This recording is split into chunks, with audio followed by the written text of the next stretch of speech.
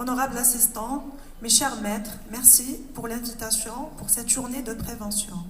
Alors, pour commencer, donc la grossesse, c'est la vie. Donc, il m'a été demandé de présenter la grossesse à haut risque. Alors, la grossesse, c'est vécu pour la femme comme un événement heureux. Annoncer un problème durant la grossesse chez la femme, donc c'est passible d'un grand stress pour la patiente, pour toute sa famille et même pour le médecin traitant.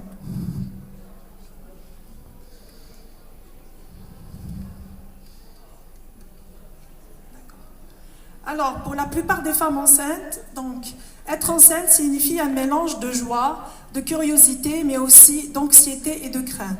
Toute femme enceinte espère une grossesse qui va se dérouler sans complications et avoir un enfant en bonne santé.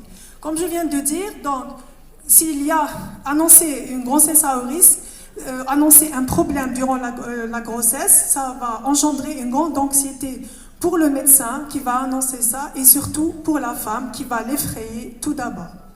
Alors, la grossesse, la femme enceinte, une femme enceinte, une grossesse à haut risque est une femme enceinte qui risque d'avoir des complications et surtout avoir un bébé qui risque de mourir, qui risque de perdre aussi son bébé. Alors, sur le plan épidémiologique, les grossesses à haut risque augmentent. Donc, actuellement, il y a plus de dépistage de grossesses à haut risque. C'est pour ça qu'on a plus de taux d'incidence de ces grossesses à risque. Diapo suivante. C'est quoi une grossesse à haut risque? Donc, c'est une grossesse pathologique. Donc, la grossesse à risque est définie par l'apparition d'un risque obstétrical, fœtal ou maternel en début de grossesse, ou quel que soit le moment au cours de cette grossesse, ou lors de l'accouchement. Ce type de grossesse nécessite une prise en charge spécifique et un suivi accru. D'accord? Je vais proposer le suivant. Bon, quelles sont les femmes à risque? Quelles sont les grossesses à risque? Alors, il faut parler des âges extrêmes de la vie. Femme enceinte très jeune, femme enceinte âgée, donc femme enceinte au-delà de 35 ans, en elle-même constitue une grossesse à haut risque. Une femme enceinte très jeune, moins de 18 ans aussi, c'est une grossesse à haut risque. Les grossesses multiples, les patientes qui ont des grossesses gémellaires, des triplés. Donc pourquoi c'est des grossesses à risque? Parce que la patiente peut perdre son bébé, peut avoir un accouchement prématuré. Cette patiente peut avoir d'autres pathologies comme un diabète ou une HTA, justement dû à cette grossesse multiple. Alors, il y a aussi la multiparité, il y a aussi les traitements de l'infertilité. Alors, je parle actuellement, on a beaucoup de ressorts vers les techniques de procréation médicalement assistée pour faire des grossesses. Donc, l'infertilité, avoir une grossesse issue d'une PMA aussi constitue une grossesse à haut risque. Ça veut dire que c'est une grossesse précieuse. On doit faire une surveillance plus accrue. Diapo suivante. Alors, il y a aussi 2 fausses couches ou plus avant de la grossesse. Donc, si on a une patiente qui a subi 2 avortements avant d'avoir une grossesse, c'est aussi une grossesse à haut risque. Alors, les complications des accouchements antérieurs, c'est-à-dire une patiente qui a eu des complications, elle a eu une césarienne aussi, c'est une grossesse à haut risque. Alors, l'incompatibilité rhésus, ça veut dire une patiente qui a un rhésus négatif, qui a un groupe sanguin négatif et son mari il a un groupe sanguin positif, aussi c'est un facteur de risque de grossesse, d'avoir des complications. Donc c'est une grossesse à haut risque. Alors, les positions pathologiques, ça veut dire quoi? Donc pour celui qui ne comprend pas, c'est quand on a une grosse présentation qui n'est pas céphalique. Ça veut dire la femme elle a un bébé qui est assis ou un bébé en position transversale. Là aussi, c'est une grossesse à haut risque. Alors, la diapo suivante. Aussi, c'est quoi aussi une grossesse à haut risque?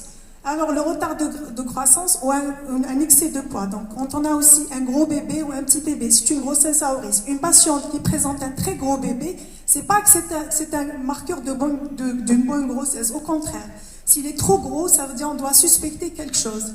Est-ce qu'elle a un diabète? Et ce diabète, s'il est trop gros, ça veut dire qu'il est déséquilibré. Ou alors, si on a un petit bébé, un petit poids de naissance, là aussi, on doit avoir peur. Ce bébé, pourquoi il ne grandit pas? Pourquoi il ne pousse pas? Donc ça aussi, c'est une grossesse à haut risque. Alors, les maladies ou infections générales aiguës, donc n'importe quelle infection, même une simple grippe. Vous vous souvenez, on a perdu beaucoup de patientes lors de de la Covid-19, donc l'année passée et l'année d'avant, donc à cause de cette infection qui était méconnue.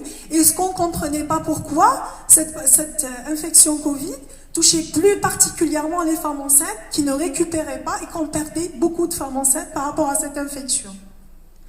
Alors, la faiblesse du col, ça veut dire des cols courts, ça veut dire des patientes qui accoucheront d'un bébé prématuré. C'est-à-dire qu'il y a un bébé qui ne va pas naître à terme. Là, on risque aussi des complications obstétricales. Donc, le bébé, il va accoucher prématurément. Il peut vivre, il peut ne pas vivre, il peut rester longtemps en service de néonatologie. Là aussi, c'est une grossesse à haut risque.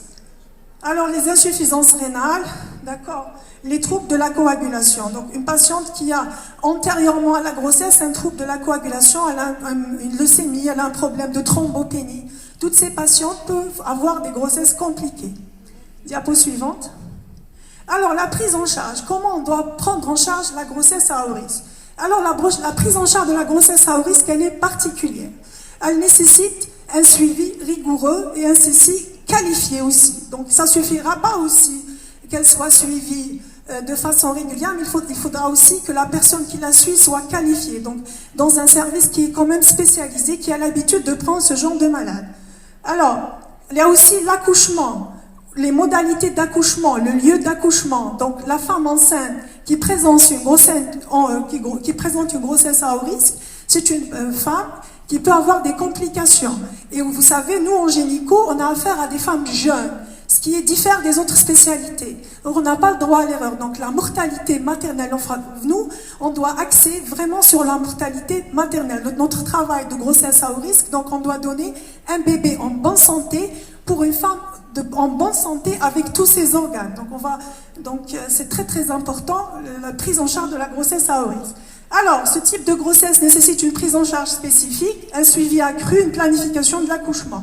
Alors, comment il se fait ce suivi? Donc, comme par exemple chez nous, dans notre wilaya, donc dans notre service, il y a une annexe qui prend en charge les grossesses à haut risque. Donc, en consultation, un suivi, une échographie spécialisée 4D, un bilan, un protocole de suivi, donc à quelle fréquence, et un protocole de suivi aussi, de dépistage et de suivi, de prévention, qui est spécifique à chaque femme, chaque pathologie. D'accord? Alors, il y a l'échographie 4D, il y a les différents examens de suivi, donc actuellement, donc il n'y a pas de problème par rapport au suivi. Diapo suivante. Alors, la planification de l'accouchement. Donc, l'accouchement, comme tout le monde le pense, donc sûrement, les gens pensent planifier l'accouchement veut dire césarienne. Absolument pas. On va essayer de planifier l'accouchement idéalement par voie basse, bien sûr, parce que même la césarienne, l'accouchement par voie haute, il y a beaucoup de complications. Je vais en parler rapidement tout à l'heure.